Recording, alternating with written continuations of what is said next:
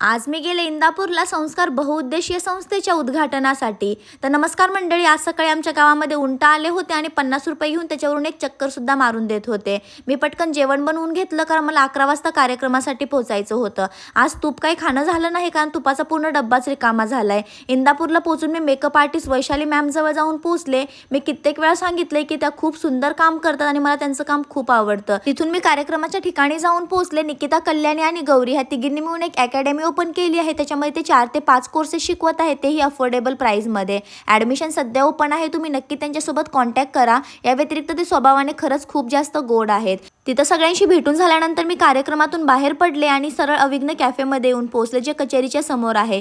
इथून मी एक पिझ्झा खाल्ला. त्यानंतर मी सरळ वैशाली मॅमकडे गेले माझा पूर्ण मेकअप रिमूव्ह करण्यासाठी. 12 ऑगस्ट पासून मॅमचे देखील मेकअपचे क्लासेस स्टार्ट होत आहेत. जर कोणाला जॉईन करायचं असेल तर मी नंबर नक्कीच मेन्शन करेल. दुपारून मी घरी आले, जरा वेळ आराम केला. संध्याकाळी उठले त्यावेळेस बघते काय तर काका घरासमोर गवत उपटत होते. मला पूनमकडे जायचं होतं तिची एक साडी आणण्यासाठी. तिथून माघारी आले आणि चेहऱ्यावरती वाफ घेतली. Thanks for watching.